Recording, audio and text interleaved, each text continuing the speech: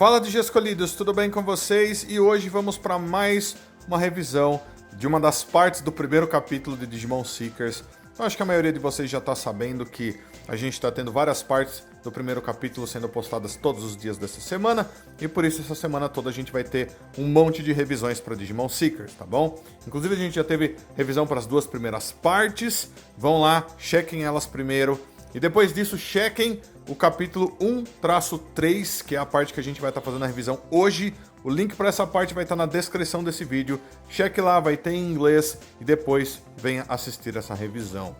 Então antes da gente começar, deixa um like aí se possível, se inscreva no canal se você ainda não for inscrito. Então, bora começar. A gente começa então direto onde a segunda parte do primeiro capítulo terminou.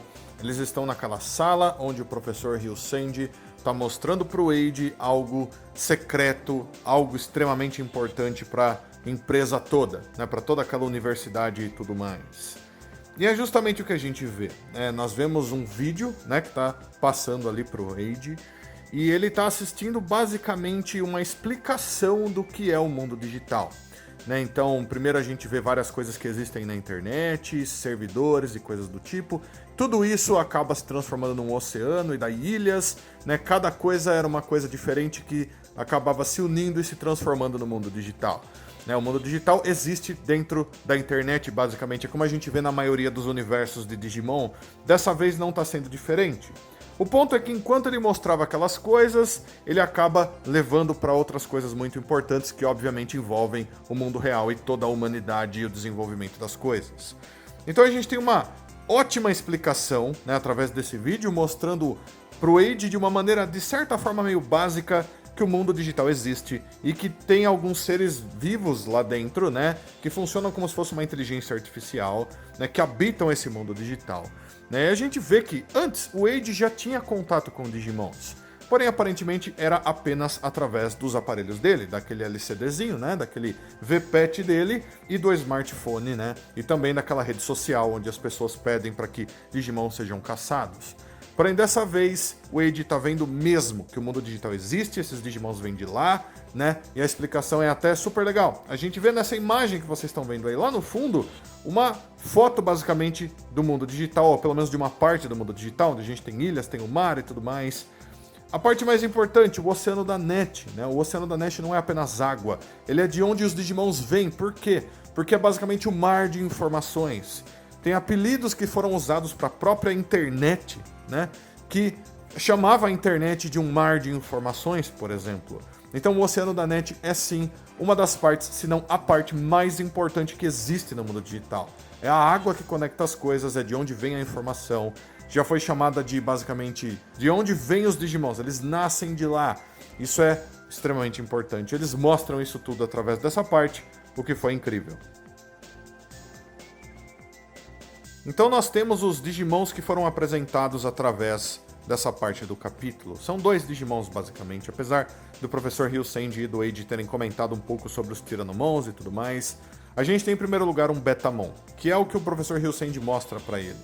Mostrando o Betamon, a gente vê que eles descrevem o Betamon, que ele se parece com um sapo, que ele ataca de certas maneiras, né? E ele fala também do atributo dele, ele fala sobre os atributos dos Digimons, que são parte extremamente importante para os Digimons, né? E que isso é muito incrível, como eu já disse para vocês.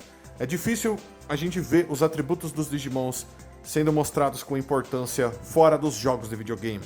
Em histórias como mangás e animes, é extremamente difícil a gente achar algum detalhe sobre isso. E agora, né, nessa história, aparentemente essas coisas, né, o vírus, vacina e data são extremamente importantes, o que é super legal. Então primeiro foi o Betamon, como um exemplo.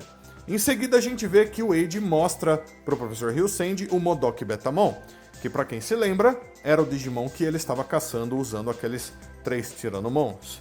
O Modok Betamon obviamente é uma variação do Betamon e eles fazem questão de explicar essa variação, né? O professor Ryusendi pergunta para ele, você não viu diferença entre os dois? E ele menciona sobre as cores. Para quem repara nos detalhes, vai saber que o Modok Betamon é bem diferente até do Betamon, nos olhos, por exemplo, e nos tipos de ataque que ele usa. Né? O Modok Betamon usa mais ataques de água, por exemplo, enquanto o Betamon usa mais ataques de eletricidade, e por aí vai. Mas bem legal que eles tenham trado essas diferenças. Né? O Modok Betamon não é o tipo do Digimon também que aparece direto em histórias, sendo uma variação. E daí é interessante, mais uma vez eu dei risada na parte onde o Wade explica que um dos Tyrannomons dele, o Tyrannomon número 3, foi derrotado graças ao Modok Betamon. Então lembrem-se, é um Digimon no nível Rookie, no nível do Agumon, basicamente, que estava fugindo de 3 Digimons no nível Champion, né, 3 Tyrannomons, e daí ele se virou e com um ataque só, aparentemente, ele derrotou um Tyrannomon. Né? Então esse Modok Betamon ou é muito especial e muito forte, ou esses Tyrannomons não são muito fortes. Mesmo assim, o Wade conseguiu capturar esse Modok Betamon e trouxe para o cliente dele, que era o Professor Ryusendi.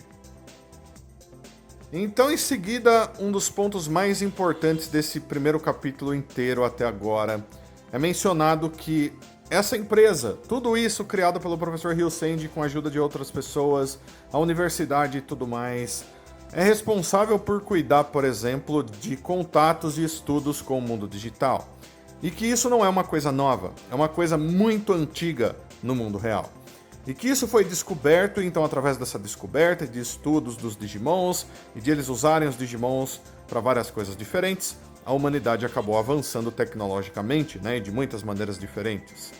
São coisas assim que vão diferenciar essa história de outras, né? Onde a gente sabe que o mundo digital existe, mas apenas os escolhidos conhecem aquele lugar, ou é um mundo que só veio existir depois. Aparentemente o mundo digital já está lá faz muito tempo, e com a descoberta desse mundo, daí que o mundo real acabou avançando ainda mais. É muito parecido com o que a gente vê, por exemplo, em Digimon Cross Wars, onde o mundo digital é extremamente antigo, ou nos jogos da série Digimon History Cyber Sleuth, onde lá o mundo digital também tem uma certa conexão com o mundo humano, que faz com que a tecnologia avance de maneiras diferentes. Então aqui vai ser dessa forma. Eles estão descobrindo o que é o mundo digital, eles estão estudando os Digimons, através disso a humanidade avançou ainda mais. Porém, o professor Ryusendi deixa bem claro que eles precisaram deixar isso de maneira secreta no mundo. Então, as pessoas de importância no mundo conhecem sobre isso, sabem que os Digimons e o mundo digital são responsáveis pela tecnologia avançando e tudo mais. Porém, as pessoas comuns, a maior parte da população do planeta, não sabe sobre nada disso. Ele até menciona que é melhor que eles não saibam, porque eles dificilmente iam entender o que está acontecendo.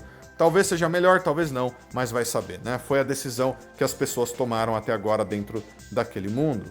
E daí o que acontece é que nós temos essa situação, onde a tecnologia avança graças aos Digimons e o mundo digital. E um ponto sobre isso a gente já viu, não só nessa parte do capítulo 1, mas também em outra parte, onde existem hologramas que estão aparecendo ali, né? E esses hologramas têm um nome específico, e aparentemente esses hologramas também são resultado desses estudos dos Digimons e tudo mais, por isso que tem conexão com isso, por isso que esses hologramas estão aparecendo dentro de toda essa empresa, de toda essa corporação e tudo mais. Faz todo sentido. Mais uma vez, eu acho que vão ter algumas pessoas que vão conectar isso com a história de Digimon Ghost Game, onde os hologramas lá eram extremamente importantes. Mas eu diria que isso não é certo, tá? Pode ser que existe uma conexãozinha aí, pode ser que não tenha nada a ver, apenas que os hologramas muitas vezes têm conexões com essas coisas digitais. Vai saber, a gente vai ter que esperar para ver, mas essa parte foi muito interessante. Porém, tem um outro ponto extremamente importante mencionado pelo professor aqui, que eu acho que precisa ser mencionado e conversado, que é o fato de que não são apenas boas pessoas e pesquisadores e estudiosos que vão usar os Digimons e estudar os Digimons dessa maneira. Existem pessoas ruins por aí também que, com esse tipo de informação, vão usar os Digimons como se eles fossem armas ou coisas parecidas.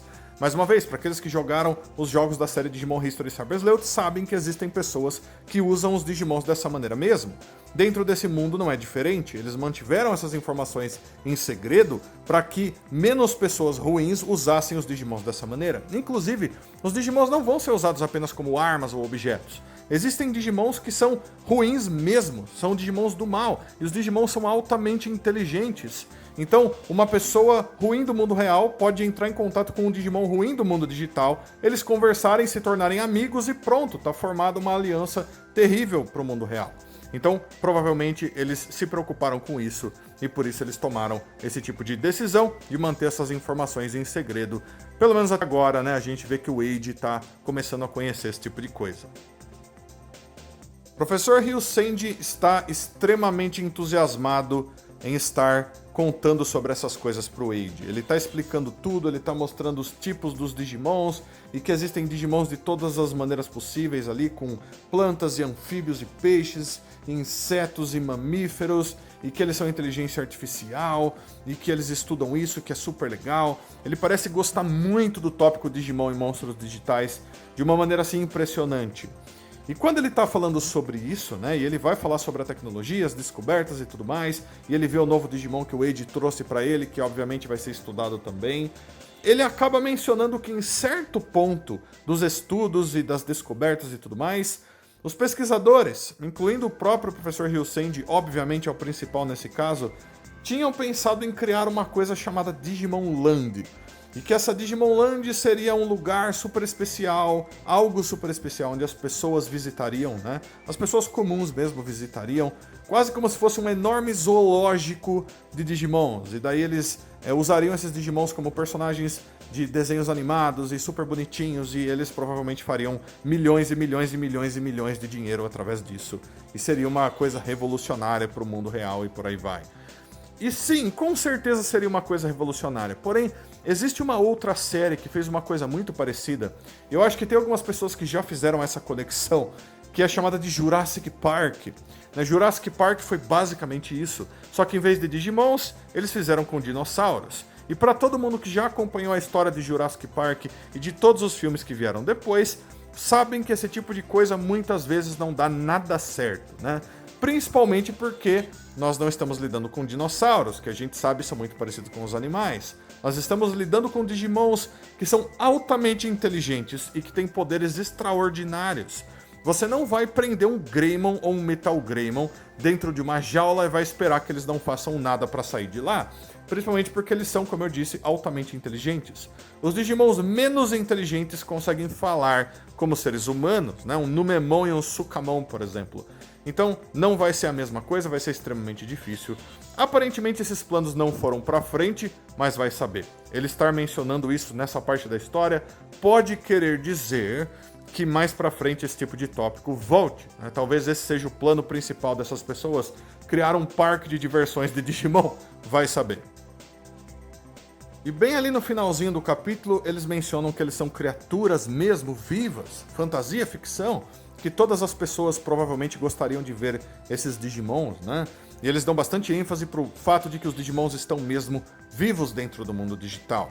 Aquela velha história da franquia Digimon, onde a inteligência artificial se uniu a um vírus, depois com uma vacina e com data, e os Digimon surgiram e tudo mais. Uma das histórias mais antigas e importantes da franquia Digimon, vai saber. Talvez ela seja realmente de mais importância ainda dentro dessa história. Mas eu gostei bastante dessa parte do capítulo, gostei dos Digimons que apareceram, das explicações e tudo mais sobre o mundo digital, mas eu quero saber o que vocês acharam, então deixa tudo aí nos comentários, todos os seus comentários são sempre muito importantes. Eu deixo também um abraço muito carinhoso para todos vocês, aguardo todos vocês para todas as próximas partes do primeiro capítulo de Digimon Seekers, então fui de Escolhidos, até a próxima, tchau, tchau!